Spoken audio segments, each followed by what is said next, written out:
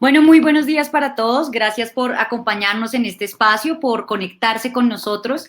Es el momento del campo, así lo hemos pensado en la Sociedad de Agricultores de Colombia y lo más importante, así lo han demostrado nuestros productores del campo. Son productores que no han parado ni un solo minuto para garantizar la seguridad alimentaria de nuestro país, para garantizar el abastecimiento y para lograr que los alimentos lleguen a la mesa de los colombianos. Pues desde la Sociedad de Agricultores de Colombia queremos que nuestros productores sepan que aquí hay una gremialidad comprometida con ellos, que hay una gremialidad que busca estar a la altura de su trabajo y por eso queremos hacer de este un espacio para el diálogo, para la reflexión y especialmente para la construcción y reunión de aportes que puedan materializarse en pro de nuestros productores del campo. Sin más preámbulo, pues quiero darle la bienvenida a mi primer invitado. Él es bogotano, abogado de la Universidad Externado de Colombia, con especialización en Derecho Financiero de la Universidad de los Andes, especialización en Derecho para el Desarrollo del Instituto de Desarrollo en Roma, Italia, y máster en Jurisprudencia en Derecho Comparado de la Universidad de Nueva York. Fue además director de Derecho Económico de la Universidad Externado de Colombia, ejerció como presidente de la Asociación de Comisionistas de Bolsa y se desempeñó igualmente como superintendente de Industria y Comercio. Adicionalmente fue director de la Oficina Jurídica del Ministerio de Desarrollo Económico, que es hoy en día el Ministerio de Comercio, Industria y Turismo, y ejerció como docente de diferentes universidades. Se posesionó como consejero presidencial para la estabilización y la consolidación en agosto de 2018. Él es el consejero Emilio Archila, a quien le damos la bienvenida en este momento. Consejero, es el momento del campo. Muchísimas gracias. Muy emocionante, muy halagado de estar en este programa, de estarlos acompañando, de unirme a sus palabras en el sentido de el gigantesco agradecimiento que el país le tenemos a nuestro sector agrícola, a nuestros campesinos, al hecho de que dentro de todas las dificultades que hemos estado teniendo, hemos tenido una muy buena noticia proveniente del campo, y es que en ese sentido no hemos tenido noticias. Y no hemos tenido noticias porque entre los esfuerzos del Ministerio de Agricultura, entre los esfuerzos de los gremios de la agricultura, de nuestros campesinos, y un apoyo muy grande de parte de la Dirección de Logística del Ministerio de Transporte, ninguna parte del país ha tenido restricciones. Nosotros que trabajamos aún con las partes más complejas para llegar, podemos dar fe de que lo que usted estaba describiendo es así. Gracias, consejero. Pues para empezar esta conversación, quiero pedirle que nos cuente cuál ha sido el papel de esta consejería para la estabilización y consolidación. El presidente Iván Duque vio que en los acuerdos que se habían firmado con las FARC habían un montonón de oportunidades, y la razón por la que existen ese montonón de oportunidades es porque se contienen muchos temas que el país debió haber abocado con o sin acuerdos desde hace muchísimos años. Pero un tema es ocuparse de la paz en general, y otro tema la implementación de un acuerdo, y un tema es negociar los acuerdos, y otro tema es ya su implementación. En esa medida, digamos, el presidente distribuyó a sus consejeros de sus funciones, y tenemos el alto comisionado para la paz ocupándose de la convivencia, de posibles diálogos o no diálogos que se den con otras instancias, el Ministerio del Interior ocupándose de temas amplios de lo que será, y focalizó en la Consejería para la Estabilización y la Consolidación la coordinación del cumplimiento de los casi 500 indicadores que hay en el COMPES, en el Plan Marco de Implementación. Eso quiere decir un trabajo al interior del gobierno, en donde hay dos agencias que dependen directamente de la Consejería: la Agencia de Renovación del Territorio, la Agencia de Reincorporación, después una coordinación con muchas de las agencias del Ministerio de Agricultura, y con un número muy plural de compromisos que hay para los otros ministerios y sectores. Se habla desde su consejería de la paz con legalidad. ¿Qué es la paz con legalidad, consejero? Bueno, la Corte Constitucional señaló que los acuerdos debían cumplirse durante 3 periodos presidenciales, deberían hacerse de buena fe, deberían hacerse gradualmente, pero también deben hacerse en articulación con las demás políticas de cada uno de esos presidencias.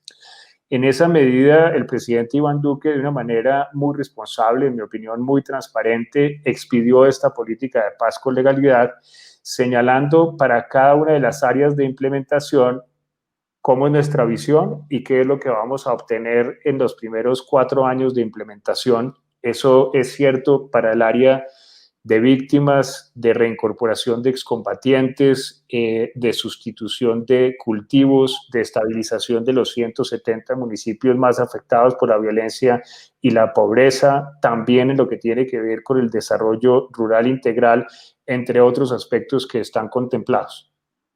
Pues justamente en 2 días tenemos entendido que esta Consejería Presidencial para la Estabilización y la Consolidación cumple sus primeros 2 años. Yo quiero que aprovechemos esta ocasión para que usted nos cuente cuáles han sido esos logros de la consejería que usted dirige. Bueno, los logros son logros del gobierno completo, los logros son logros de la administración del presidente Iván Duque. Nuestra función aquí es impulsar, aprovechar, ver dónde hay cuellos de botella, asegurarnos de que todo el mundo tenga las planeaciones que se necesitan. Desde hace 2 años, cuando el presidente Duque, como lo mencionaba, concibió esta política de paz con legalidad, llegó a la conclusión de que era muy importante lograr estas transformaciones. Hemos tenido avances muy significativos en el tema de víctimas, con la unidad de víctimas y la unidad de restitución de tierras. Tenemos casi 9 millones de personas que todavía están en esta condición. Durante esta administración, 185,000 víctimas recibieron ya indemnizaciones individuales, por eso pueden ser fácilmente 1.5 millones de pesos. Hemos pagado más de 640,000 giros de atención humanitaria a más de 390,000 lugares. Eso nos puede sumar entre una y otra cosa casi 1.4 billones de pesos. También entendemos que la restitución de tierras es una parte sustancial de la reconciliación del país y por eso hemos avanzado en más de 1.600.000 hectáreas. Eso equivale a unas casi 15,000 familias. Es fácilmente en 2 años el 40% de lo que se ha hecho en 9 años de vigencia de esa ley. Trabajamos en el proceso de reincorporación de los excombatientes. Hemos dispuesto que de esos casi 13,000 excombatientes que siguen absolutamente comprometidos con el proceso de paz, vamos a mantenerles el apoyo financiero por todo el tiempo que sea necesario. Hoy en día el 56% de ellos ya tienen una sostenibilidad económica, un proyecto productivo o un empleo fijo, un empleo perdurable. Tenemos más del 98% de los combatientes ya en el sistema financiero colombiano, más del 85% en el sistema de pensiones y en el sistema de salud. En lo que hace a los planes de desarrollo con enfoque territorial, son 16 de esos que recogen 170 municipios. De esos solamente había 2 formulados y de esos 2 que fueron formulados terminamos los 14, focalizamos recursos para cumplirles a las comunidades. Hoy en día, entre obras por impuestos y el OCAD Paz, tenemos casi 3 billones de pesos en ejecutorias. Si miráramos el ritmo al cual estamos trabajando con la Agencia de Renovación del Territorio, ellos, en adición a esto que acabo de mencionar, han entregado casi 900 obras. Eso quiere decir 1,5 obra cada día de la administración del presidente Iván Duque. Y yo resaltaría el nivel de planeación y de coordinación. En cada una de esas 16 zonas ya tenemos una mesa para cada uno de los 8 pilares, las planeaciones detalladas de lo que se va a alcanzar en el final de la implementación de 15 años, lo que vamos a hacer al 2021. Tenemos en reforma rural integral unos avances muy impresionantes. Tenemos el catastro multipropósito andando con una inversión de 150 millones de dólares. Tenemos que en solo este tiempo, de los 3 millones de hectáreas que debíamos incorporar al Banco de Tierras, en toda la duración del acuerdo ya llegamos a 1 millón. Hemos distribuido más de 600.000 hectáreas. Tenemos los planes de campo rural de la ministra Angelita de vías terciarias. Tenemos el programa de electricidad rural andando. Tenemos el de agua al campo. El programa de cosecha y venta a la fija es cumplimiento. El programa de mujer rural es cumplimiento. ¿Qué le ha faltado, consejero? Si usted diría que tiene que priorizar más o menos 3 o hablemos de 4 tareas para estos 2 años que le quedan, ¿en qué se enfocaría su consejería? Bueno, yo creo que un tema que heredamos particularmente difícil es el programa de sustitución voluntaria de cultivos. Ese programa lo recibimos con una promesa a 100.000 familias, a 400.000 colombianos, de que se les iban a hacer inversiones por alrededor de 3.5 billones de pesos, pero solo recibimos la promesa. No había la plata, no había los planes, no había los contratos, no había la asesoría, no había nada. Ahí hemos tenido que hacer unos esfuerzos gigantescos, reestructuramos el programa, lo pasamos de la presidencia a la Agencia de Renovación del Territorio, que sí tiene capacidad de ejecución. Durante el año pasado hemos invertido casi 1 billón de pesos en esas familias y necesitamos poder seguir con el impulso que se requiere. Obviamente tenemos algunos temas sustanciales para los siguientes 2 años. Presentamos la ley de tierras que hay que desarrollar y reglamentar. Presentamos la ley de justicia rural que va a permitir que en los temas agrarios, en los temas que afectan, que son sensibles para nuestros campesinos, en lugar de que ellos tengan que venir a las capitales, podamos ir hacia donde ellos, y ahí tenemos un reto grande para la implementación. Y si logramos el adelanto de las regalías que estamos pidiendo en las comisiones quintas de Cámara y Senado, vamos a tener un reto muy lindo de poder implementar en los siguientes 2 años lo que sería el 7% de las regalías de los próximos 12 años.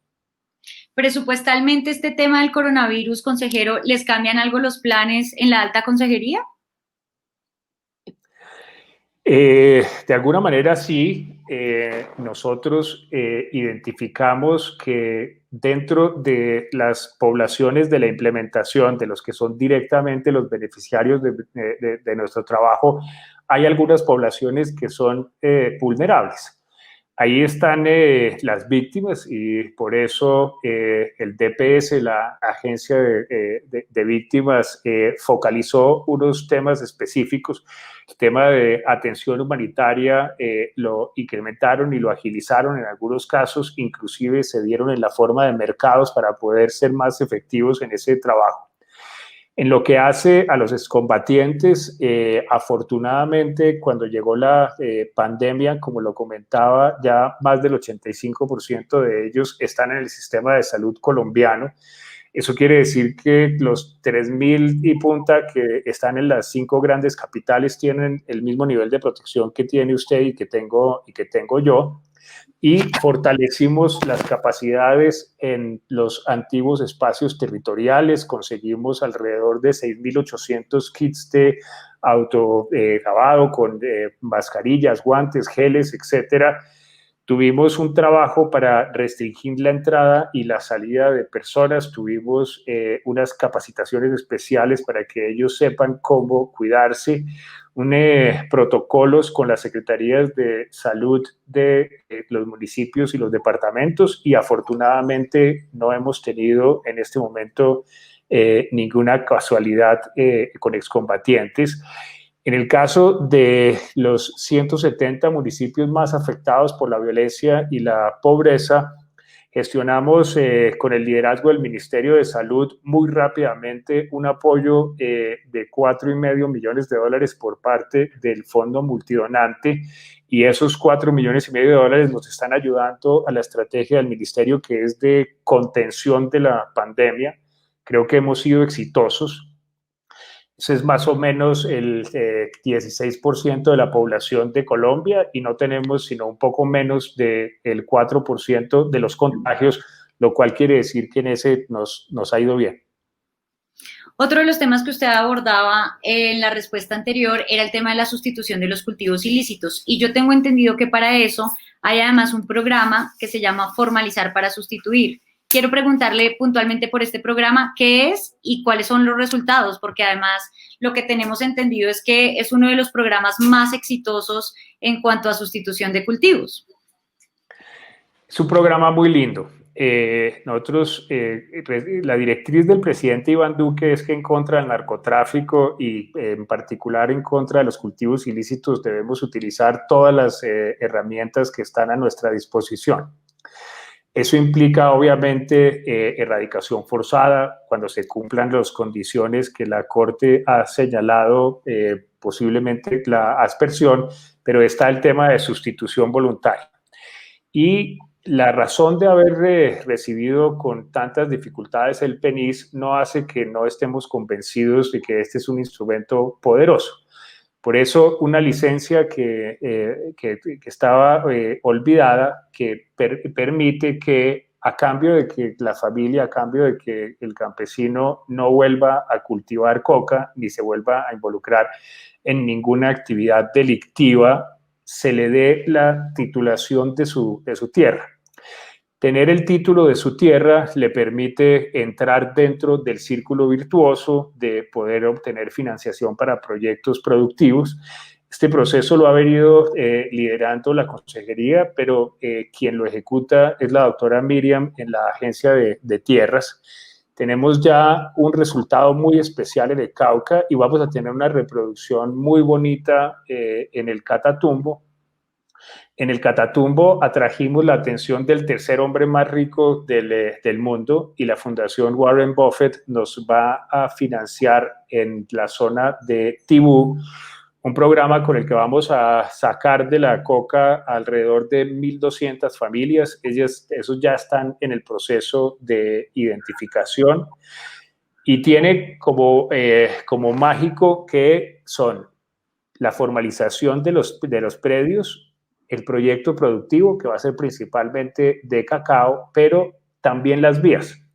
Entonces, entre la formalización y los proyectos productivos vamos a invertir alrededor de $4,5 millones, pero las vías que se necesitan para hacer muy competitiva la región en donde va a estar operando el cacao son de $45 millones que vamos a estar implementando en los siguientes 2 años. ¿Cómo blindar de pronto este programa, consejero, para que no se convierta la titulación en una especie de estímulo para sustituir el cultivo, y una vez ya esté la formalización del título, digamos que el productor o el campesino regrese a los cultivos ilícitos? ¿Cómo blindar el programa en ese sentido? De muchas maneras. Y voy a empezar por la que a mí más me convence y la que a mí más me gusta. Y es, nosotros no podemos ver a nuestros campesinos desprovistos o desconociendo cómo son las personas que viven en el campo de Colombia. Nadie quiere estar en ese maldito cultivo. La gente lo que quiere es una oportunidad para salir de ese cultivo. Las personas que están en ese cultivo viven muertas del susto, viven asustadas porque los pueden atacar los ampores con los que están trabajando, y viven asustadas porque están haciendo algo ilegal. Las personas que trabajan en el campo son profundamente religiosas y no quieren estar haciendo cosas que según su propia religión está mal. Las personas que viven en nuestro campo son profundamente morales. A mí en uno de esos sitios en que estamos haciendo Formalizar para Sustituir, uno de ellos me decía: yo soy papá y soy abuelo, y a mí no me gustaría que alguien en otra parte del mundo estuviera cultivando cosas que van a degenerar a mis hijos y a mis nietos. Entonces, la primera respuesta a su pregunta es porque ellos lo que necesitan es una oportunidad y una vez que tienen esa oportunidad no van a dejarse tentar por parte de los salvajes y los criminales. La segunda respuesta es un poco menos conmovedora y está incluida una cláusula que permite, digamos, que implica que si hay un incumplimiento de las obligaciones que les corresponde, nosotros podemos volver a quitarles esos, pierden la titularidad del terreno. Y en esto también que habría que hacer, digamos, un esfuerzo, porque la gente en territorio se pregunta por qué es tan fácil sacar la coca y tan difícil, por ejemplo, sacar las frutas o los diferentes productos. Cabe entonces como una del Estado, en lo que usted venía mencionándonos, como el tema de vías, programas productivos.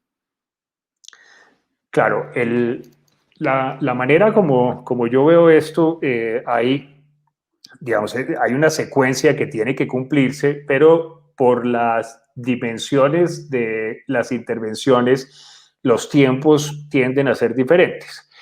Digamos, arrancar la coca, una vez que el campesino quiere arrancar la coca, eso se demora un par de semanas nada más. Tener un proyecto productivo, una vez iniciamos el apoyo, se demora 4 años, en algunos casos 5 años, no porque seamos lentos, sino porque eso es lo que se demora un proyecto productivo desde el momento en el cual uno hace la asistencia técnica hasta que esa persona puede ir a un cajero automático y sacar los recursos de haber vendido un producto lícito. Después de eso, tenemos que construir la infraestructura pública y toda la provisión de servicios que se requieren para esas regiones, y ese es los PDET, esos son los planes de desarrollo con enfoque territorial, y esos siempre estuvieron pensados para que tengamos que trabajar durante 12 y posiblemente 15 años. Entonces, ese es el poder de lo que estamos haciendo, la fortaleza de cómo el presidente Duque lo ha concebido, porque estamos teniendo la visión de que vamos a darle unas condiciones de sostenibilidad a lo que estamos haciendo en sustitución, pero que tiene que ver con la mejoría de todas las regiones. Ahora, la respuesta a la pregunta básica que usted me hacía es, ambas cosas son igualmente difíciles de sacar, pero si no existen las vías, el efecto que tiene eso respecto de la comercialización de coca es muy poquito, mientras que el efecto que tiene sobre la comercialización de productos que son legales es muy grande.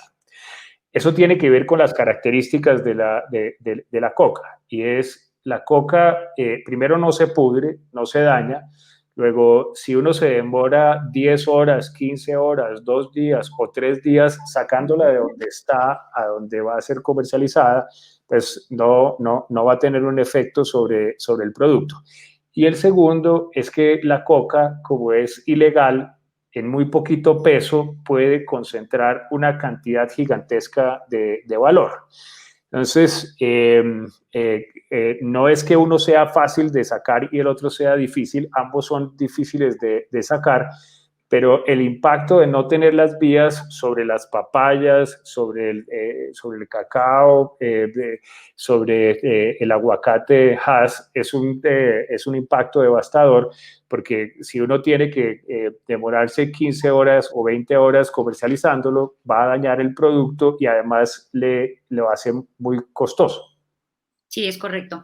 Consejero, quiero que pasemos a otro tema porque se refería usted ahora a los PEDET. Dicen desde su consejería que solo se llega a la estabilización de los territorios transformándolos con acciones que mejoren la calidad de vida cotidiana de miles de colombianos justamente en esos municipios priorizados.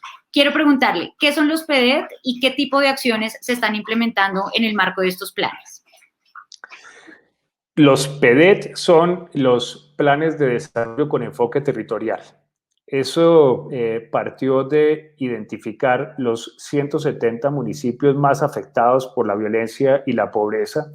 seleccionados teniendo en cuenta cuáles son los que tienen mayor pobreza multidimensional, cuáles tienen mayor pobreza absoluta, cuáles tienen menos educación, menos salud, menos vías, menos desarrollo económico, menos capacidades institucionales, mayores áreas de cultivos de coca, donde hay más víctimas, donde hubo más ataques terroristas. Una vez que se los identificaron, están agrupados en 16 regiones que no corresponden a la delimitación política, sino que corresponden a la dinámica de cada una de esas zonas. Una vez identificadas las zonas, fuimos a los territorios y le preguntamos a las comunidades mismas cuáles son sus necesidades, qué es lo que les está haciendo falta, cómo ven ustedes su propio territorio en el futuro que logremos construir juntos. Participaron 220,000 personas. Estos son un área de más o menos 6.6 millones de personas, lo cual quiere decir que 1 de cada 7 hogares estuvo involucrado directamente en la identificación de las necesidades, en la priorización de cómo debemos atenderlas. Salieron más o menos unas 32,000 iniciativas divididas en 8 pilares o capítulos. Esos pilares o capítulos cubren todos los aspectos de la vida de una región.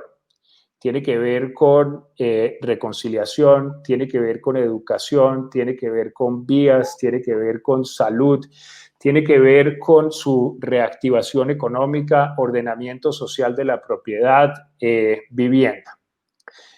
Una vez que teníamos claro qué es lo que están esperando, necesitamos ponernos a trabajar. Y ese ponernos a trabajar tiene que ver con la coordinación de las entidades de la nación, los departamentos, los municipios, la cooperación internacional y los privados, y de otra parte, conseguir los recursos.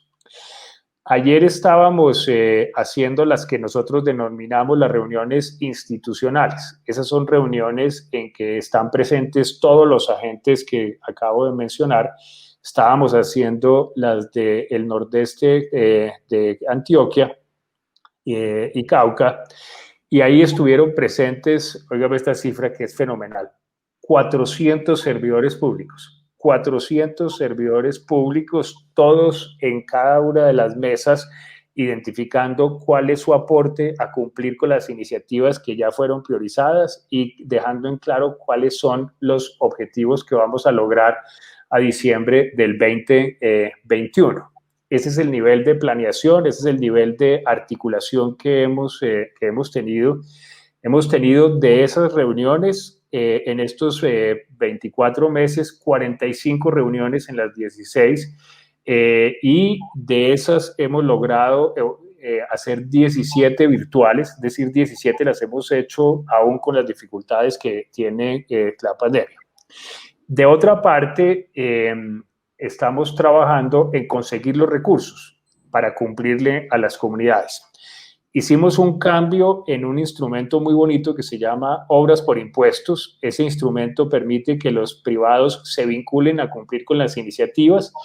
En lugar de hasta el 50% de su impuesto de la renta, no se lo entregan a la DIAN, sino que lo invierten en cumplimiento, en construir físicamente algunas de esas intervenciones. Ahí tenemos en ejecución en este momento 500,000 millones de pesos. Hicimos un cambio en las reglas como se administran las regalías, y el 7% de esas regalías se destinan a una instancia que denominamos el OCAD-PAS. Ahí todos los recursos que llegan van directamente al cumplimiento de esas expectativas de las comunidades, y tenemos alrededor de 2.3 billones de pesos ya en ejecutorias. Y adicional a eso, tenemos alrededor de 200,000 millones de pesos en ejecutorias por parte de la Agencia de Renovación del Territorio, que se han materializado en casi 900 obras ya entregadas por ese valor que expliqué. Entonces, es un tema que va a cambiar la faz del país, que va a permitir que las condiciones que hicieron y que han hecho que se reproduzcan las violencias generación tras generación dejen de existir. En la SAC estamos convencidos, consejero, de que es el momento del campo y por eso quiero preguntarle también cuál es el papel del campo y del sector agropecuario en este proceso de transformación que viene adelantando la Consejería para la Estabilización y la Consolidación. Gigantesco, digamos, en todos los frentes. La absoluta mayoría de las víctimas vive en el sector agrario. Solamente, si tuviéramos en cuenta solamente los 170 municipios PEDET, ahí está la mitad de las víctimas. Uno de cada tres, está la tercera parte de las víctimas y uno de cada tres personas que viven en esos sitios se considera a sí mismo. Luego, todo lo que estamos haciendo en víctimas es en el campo.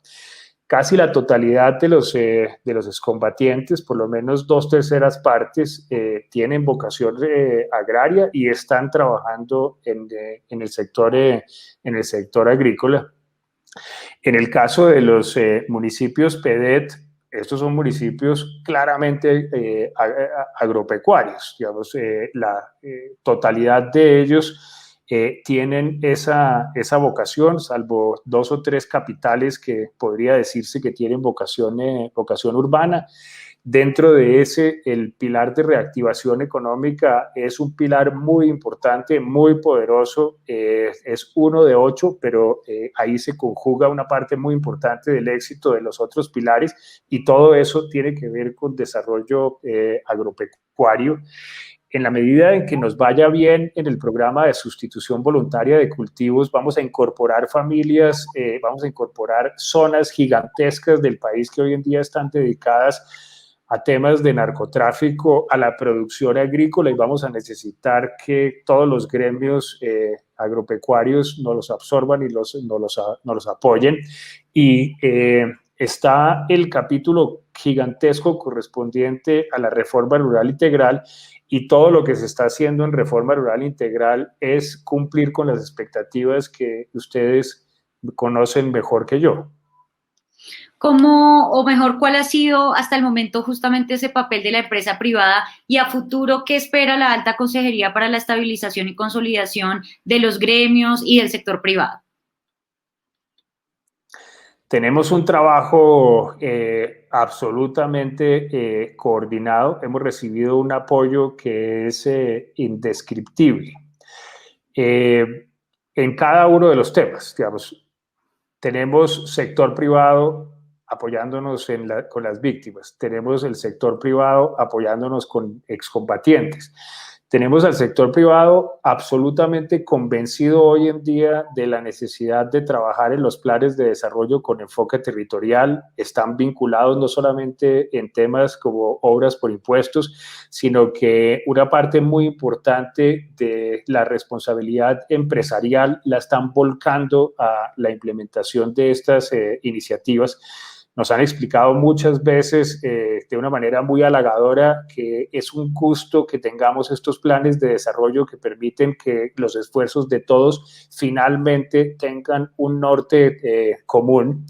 Tenemos un apoyo grande en muchos de los componentes de la reforma rural integral. Están participando en el catastro multipropósito, están participando en ayudarnos a garantizar las compras a los campesinos, están participando, identificando las oportunidades de inversión que se derivan de la mejoría de las condiciones. Los tenemos muy activos en lo que hace la Agencia de Desarrollo Rural, promoviendo la planeación de largo plazo de los territorios. Y la verdad, terminaría diciendo algo que puede sonar un poco menos técnico, pero en lo cual creo profundamente. Y es, para que esto nos salga bien, necesitamos eso del sector privado y no al sector público. Y voy a decirle por qué. Las cosas que estamos haciendo sinceramente necesitan de esos tiempos. Vamos a necesitar 12 años, vamos a necesitar 15 años.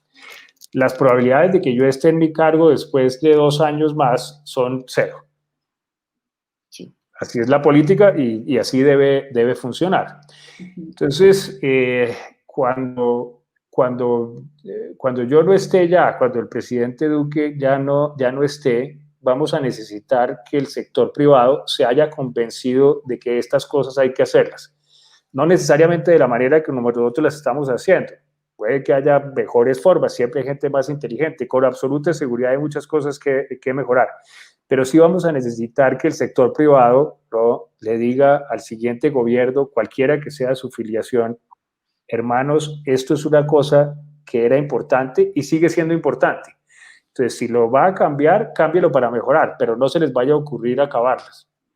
Sí, de acuerdo. Y se refería usted, consejero, ya para finalizar, a ese momento en el que ya usted no esté, que esperamos que termine el gobierno del presidente con usted en esta Consejería para la Estabilización. Y quiero preguntarle, ¿cómo quiere usted que el país lo recuerde? ¿Cómo quiere usted o cuál quiere usted que sea su legado tras terminados 4 años, esperamos, en la Consejería para la Estabilización y la Consolidación? Buen punto. Digamos, yo creo, la forma como nosotros medimos el éxito, este es como un pequeño secreto, pero la forma como nosotros tenemos pensado el éxito es que llegue diciembre del 2021 y las cosas que venimos haciendo no tengan marcha atrás, que sea imposible reversarlas. Entonces, eso que usted me pregunta va a depender mucho de cuál sea la orientación del siguiente gobierno. Si el siguiente gobierno se siente políticamente cómodo con nosotros, yo esperaría que dijeran: esto que estaba haciendo el gobierno, que estaba coordinando Archila, venía por buen camino, vamos a continuarlo, pero le podemos mejorar tales o cuales tales cosas.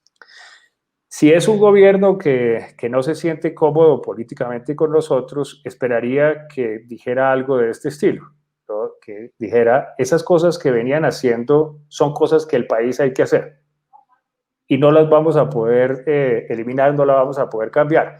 Pero eran unos brutos, entonces no lo estaban haciendo bien, y ahora les vamos a decir cómo se debe hacer.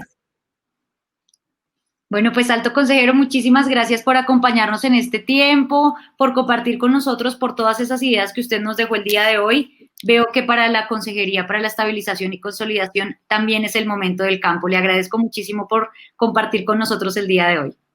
A usted, muchísimas gracias y un feliz puente para todos.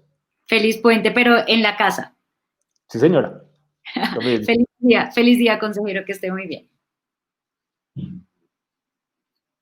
A todos ustedes, muchas gracias también por acompañarnos. Sigan muy pendientes de nuestras redes sociales para saber cuándo volveremos a conversar en este espacio. Es el momento del campo. Feliz día para todos.